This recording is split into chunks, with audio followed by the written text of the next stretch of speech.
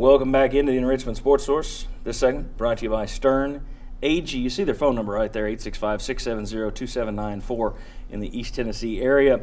They were founded as a company back in 1901. They're an SEC-registered team of investment advisors that develop diverse portfolios for their clients through the company's managed platforms. Best of all, this company has advisors right here in Knoxville, and that is their phone number. Stern AG is the company to call if you're thinking about your own financial future, if you're trying to plan for tomorrow. Stern AG is the group that you should talk to today. I just made that up. It's a cool line, huh?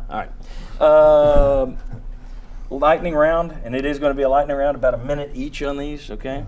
Jimmy, I'm going to start with you. Robert Hubbs scored 17 in his debut yesterday. Jerron Mayman returned to action. Jarnell Stokes was 11 of 13 from the field. Tennessee won 105-80 in their exhibition opener against Florida Southern. All good.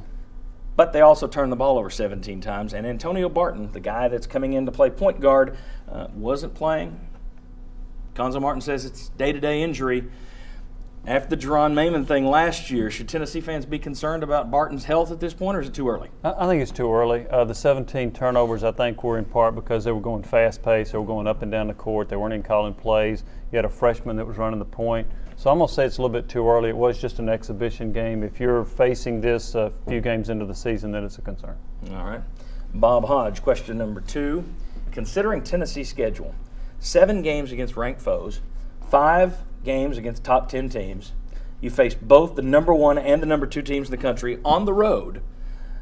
Would a 5-7 finish this year be better than a 5-7 finish was last year? I really think, to Cavaleris it a little bit, you're going to have to see the end of things. As of right now, 2 weeks ago I would have said yes.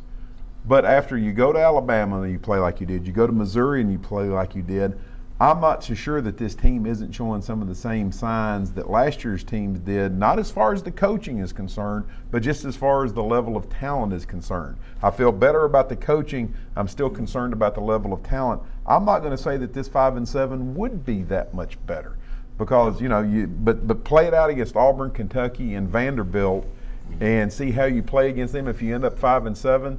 And, you've played Auburn really well at home. You've played Vanderbilt better than you did last year. Then yeah.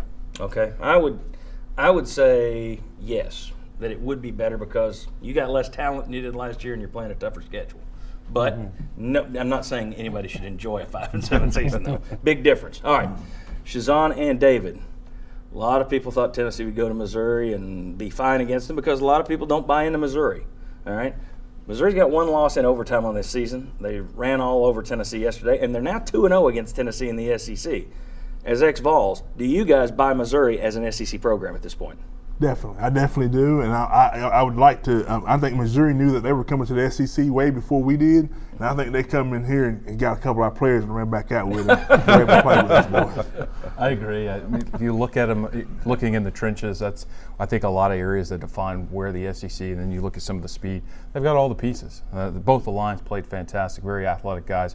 The receiving core, number 1, they're huge, but they're fast, and a quarterback that can run, which seems to be the way that the college football world's going. So they definitely fit the bill. Well, and that's the other thing. You didn't see Missouri with their best quarterback. I mean, Mock's not a 50% passer. Franklin would have been, so that's a small blessing, I think, for the Volunteers. All right, next week we'll be breaking down the Auburn game with these guys. Jimmy, Bob, Shazan, David, thank you guys very much for being here. We will see you next week. When we come back, Chuck, Vince, Bobby, and Sterling. No kidding around this week. We really want to know what Sterling views as a reason for hope next week. Come on back.